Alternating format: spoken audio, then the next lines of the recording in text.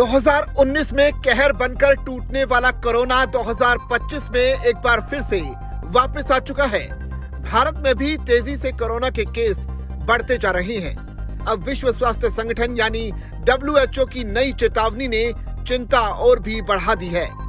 WHO का कहना है कि 2025 की शुरुआत से कोरोना वेरिएंट्स की ट्रेंड में थोड़ा बदलाव आया है।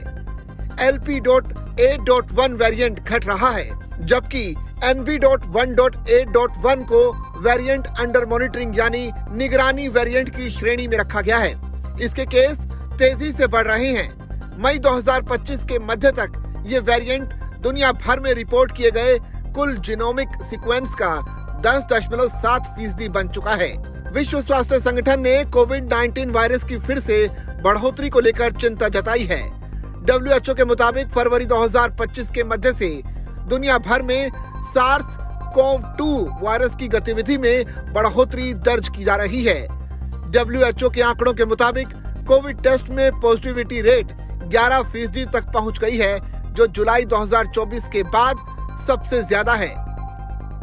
WHO का कहना है कि ये बढ़ोतरी विशेष रूप से पूर्वी भूमध्य सागर क्षेत्र, south east Asia, western Pacific के इलाकों में देखी जा रही है।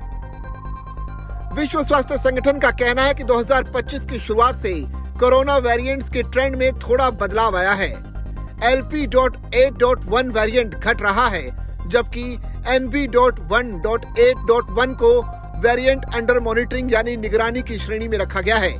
इसके केस तेजी से बढ़ रहे हैं। मई 2025 के बाद ये वेरिएंट दुनिया भर में रिपोर्ट किए गए कुल जीनोमिक सीक्वेंस का 10% से ज्यादा बन चुका है। WHO के मुताबिक मौजूदा संक्रमण स्तर पिछले साल के इसी समय जैसी ही स्थिति को दर्शाते हैं।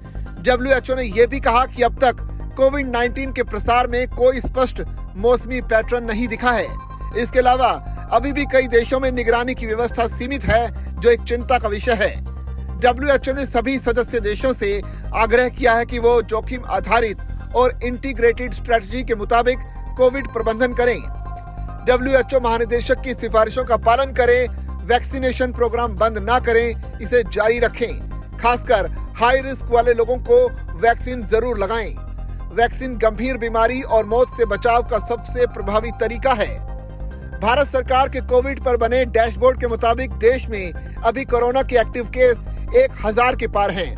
नोएडा में भी कोरोना संक्रमित मरीजों की संख्या बढ़ती जा रही है। स्वास्थ्य विभाग के मुताबिक मौजूदा समय में नोएडा में कोरोना के 19 एक्टिव केस हैं, जिसमें 11 महिलाएं और 8 पुरुष शामिल हैं। जिला स्वास्थ्य विभाग सभी मरीजों की कॉन्टैक्ट ट्रेसिंग और ट्रैवल हिस्ट्री खंगालने में जुटा हुआ है।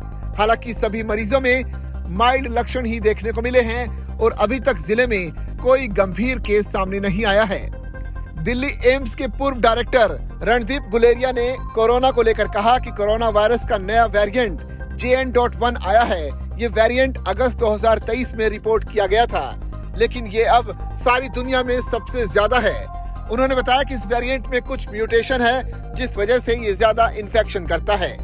इसमें जुकाम, नजला, बुखार, खांसी और खराश होती है। जिन लोगों को हार्ट की समस्या है, डायबिटीज है या ऐसी दवाइयों पर हैं जिससे इम्यूनिटी कम हो जाती है, उनको ज्यादा सावधानी बरतने की जरूरत है।